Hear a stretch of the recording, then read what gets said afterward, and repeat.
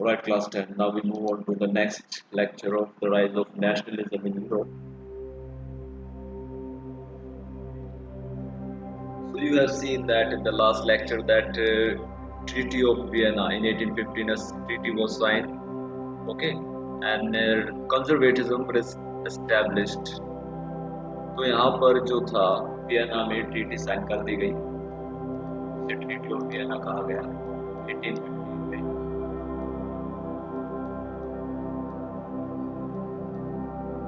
और कंजर्वेटिज्म को फॉलो किया गया। कंजर्वेटिज्म आप सबने देखा था यहाँ पर। तो कंजर्वेटिज्म के थ्रू आपने देखा था कि जो बोलने की आज़ादी थी वो नहीं थी। ये कैरिकेचर आपको इसमें दिखा रहा है कि क्या हुआ था। तो दोबारा वो सिस्टम आ गया था जिसमें लोगों को सेम जो राजाओं का राज होता था उसी को सेम फॉलो किया जा रहा है।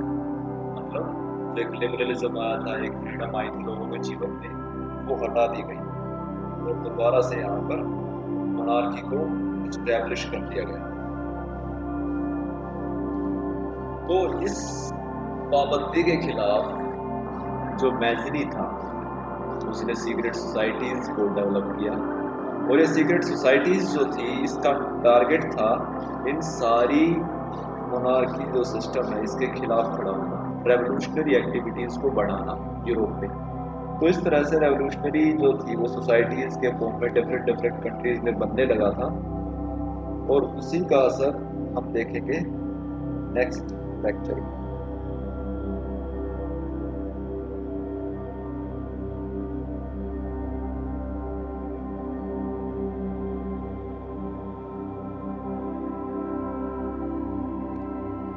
एज ऑफ रेवोल्यूशन, तो ये वो एज रही जो रेवोल्यूशन की एज कही जाती है 1830 to 1848. This was the time period regarded as the age of revolution because at that time people, or you can say that people like Mazzini, they were standing in front of these conservative people who don't want change. So this 18 years of time period tell us about what happened in this period. Okay.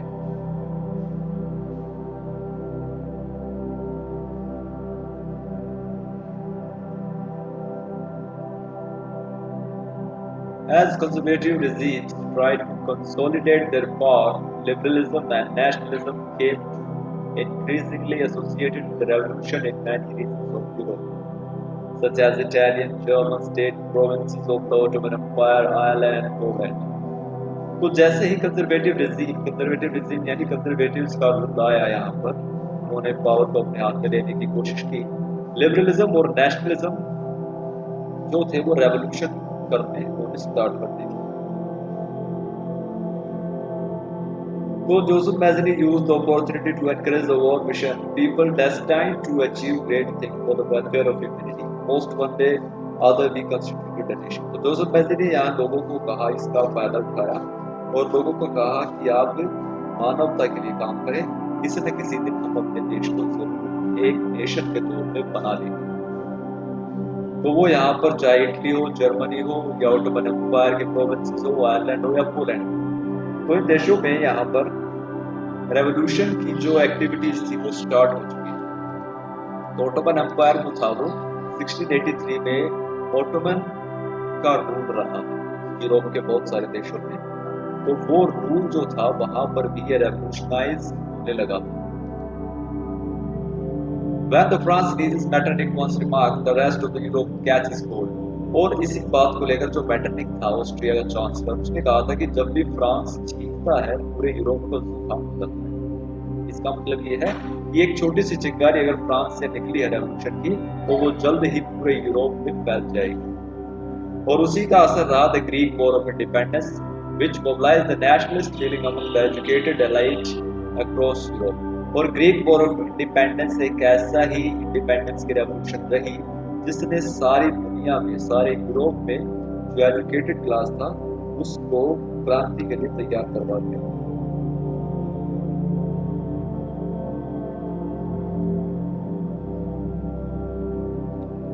Independence of Greece, अब इसको देखते हैं। This will be the third question in board. independence of Greece. Briefly tell about the independence of Greece, or write note on independence of Greece.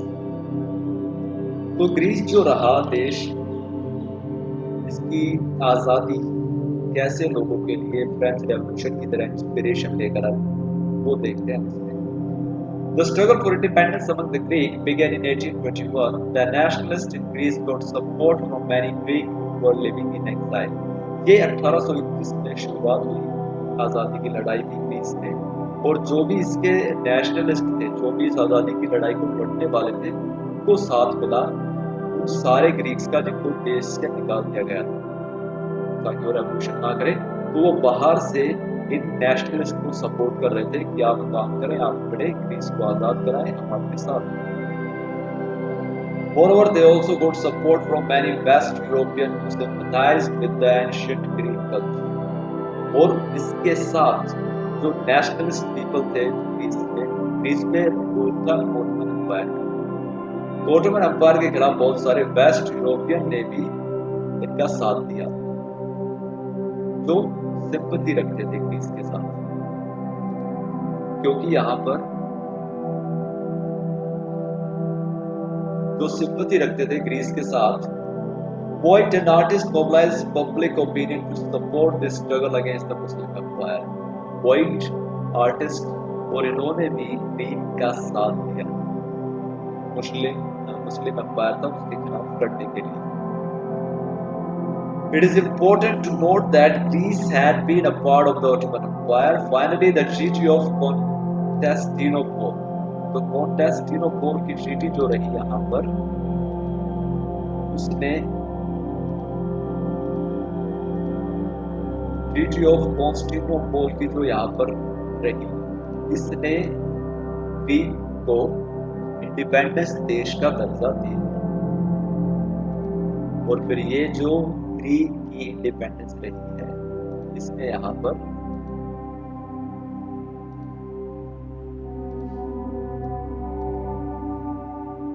काफी लोगों को inspire करने का काम किया। द ट्रीटी ऑफ कॉन्स्टेंटिनोपल, ये याद रखना, 1832। The romantic imagination and national feeling. Now we talk about the culture which developed the national.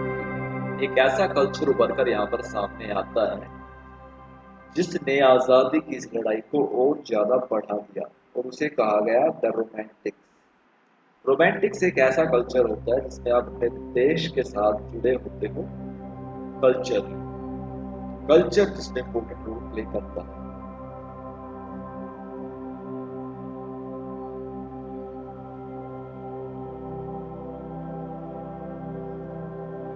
The development of nationalism did not come about only through war and territorial expansion. तो आज़ादी की जो ये लड़ाई थी, आज़ादी की जो ये भावना रही, ये सिर्फ लड़ाइयों से और कब्जे करने से जुड़ी नहीं थी कि सिर्फ आप कब्जा करने को लेकर ही या सिर्फ आप लड़ाइयों के थ्रू ही देशभक्ति को जानते हो, ऐसा नहीं था। Culture played an important role creating the idea of the nation. Culture ने बहुत बड़ा रोल प्ले किया यहाँ पर नेशन का आइडिया क्रिएट करने। Art, poetry, stories, music help express and shape nationalist feeling, जिसमें आर्ट, पोएट्री, स्टोरीज, म्यूजिक, इसने बहुत बड़ा रोल प्ले किया। Romanticism, a culture movement which sought to develop a particular form of nationalist sentiment। तो romanticism एक cultural movement है, ना कि किसी तरह का कोई पॉलिटिकल या सोशल मूवमेंट। इसमें कल्चर इंपॉर्टेंट रोल प्ले करता है, जिसमें कल्चरली आप अपने देश के साथ जुड़े होते हो। जैसे भारत की बात करें एग्जाम्पल के तौर पे, तो हमारा कल्चर क्या है? हिंदू, भगवान राम, श्री कृष्ण, इनके थ्रू, अपने हिंदू धर्म के थ्रू हम अपने देश के साथ एक अपनी पहचान बनाते हैं, जो हमारे देश के लिए एक देशभक्ति का दूसरा तरीका, दूसरा form. Romantic artists and poets generally criticize the glorification of reason and science and focus instead of emotion, institution and mystical feeling। तो जो रोमांटिक आर्टिस्ट थे, उन्होंने यहाँ पर साइंस और लॉजिकल चीजों का जो बोलबाला था उस समय पर, उसको साइड कर दिया कि उन्होंने कहा कि ये साइंस, ये लॉजिक, ये कुछ इम्पोर्टेंट क्या है, आपके इमोशन, आपके इंस्टीट्यूशन, आपकी फीलिंग्स। तो ये जैसे अगेन मैं एक एग्जांपल यहाँ पे देता हूँ कि अगर साइंटिस्ट कहते हैं कि भाई भगवान राम ने या कोई ऐसी जो पूजा पाठ हमारे रीति रिवाज है, तो साइंस उसके खिलाफ हमेशा खड़ा होता है। लेकिन अगर आप किसी हिंदुत्व के पास जाओगे, किसी हिंदू धर्म को मानने वाले के पास जाओगे, तो वो साइंस के साथ खड़ा नहीं होगा। वो नहीं कहेगा कि भाई ये साइंस कह रही है, राम नहीं था तो नहीं, वो कहेगा नहीं, साइंस गलत है। तो इसी तरह रोमांटिक भी यही कहते हैं कि आपकी जो साइंस की थ्योरी है, जो लॉजिकल आपकी बातें हैं, वो बेकार हैं। सबसे इम्पोर्टेंट क्या है, आपके अंदर की फीलिंग, आपके इमोशंस, कि आप कितना अटैच हो अपने रीति रिवाजों से, अपने परंपराओं से, अपने कल्चर से, अपनी भाषा से। तो साइंस हर जगह सही नहीं है, साइंस भी कहीं जाकर रुक जाती है और उसके आगे शुरुआत होती है फिर हमारे फीलिंग्स की, हमारे इमोशंस की, हमारे romanticism. Other romantic were through folk song, folk poetry, folk dances that true spirit of the nation. और अदर जो रोमांटिक थे वो फोक सॉन्ग, गीत, कविताएं, डांसेस ऐसे दिखाकर अपने देश की नेशनल स्पिरिट को दिखा रहे थे दुनिया को। National feeling were kept alive through music and languages. और ये देशभक्ति की भावनाएं म्यूजिक, संगीत और भाषाओं से ही जुड़ी रही। जैसे हम अपनी भाषा संस्कृत को, तमिल को, जो प्राचीन भाषा मानी जाती है, मलयालम, इनके साथ जुड़े हैं। जब भी संस्कृत का नाम आएगा तो भारत का नाम आएगा, मलयालम का नाम आएगा, तमिल का नाम आएगा तो भारत का नाम आएगा। तो ये है जुड़ा होना अपनी फीलिंग्स, अपनी लैंग्वेज के। संगीत, भारत में जो म्यूजिक हुआ, तानसेन रहा या फिर different types of music instrument रहे, तो उससे हमारी देशभक्ति की भावनाएं भी उभरी थी during the nationalism movement.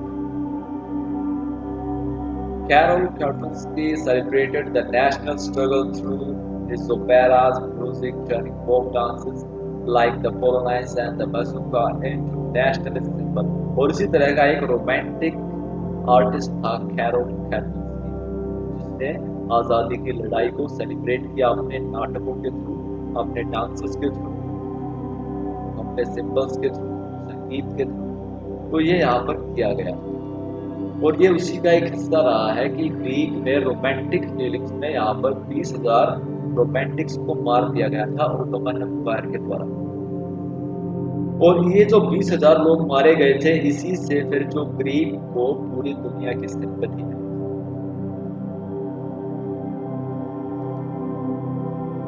Language also played an important role in developing nationalist. कैसे भाषा किसी देश के लिए इम्पोर्टेंट रोल प्ले करती है, उसकी देशभक्ति को जगाने में, उसके लोगों को तैयार करने में देश के लिए लड़ने के लिए। तो वो यहाँ पे एक एग्जांपल देखते हैं, इम्पोर्टेंट है ये, याद रखिएगा। लैंग्वेज, पोलिश लैंग्वेज यहाँ पर आएगी। After Russian occupation, the Polish language was forced out of school and the Russian language was imposed everywhere. Russia ने पोलिश यानी पोलैंड पर अटैक किया था।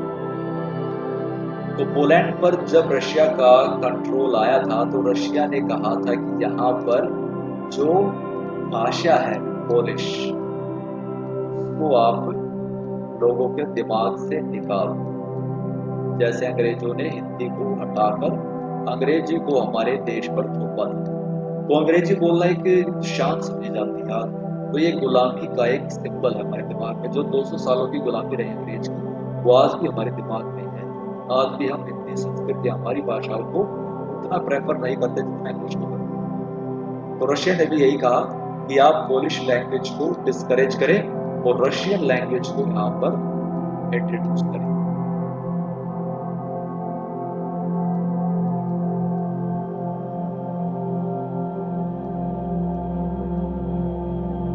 तो ये जो लड़ाई रही भाषा की, ये लोगों को नागवार गुजरी।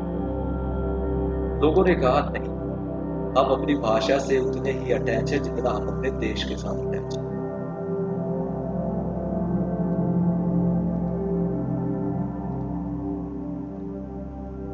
An armed rebellion took place against Russia in 1831, but this was ultimately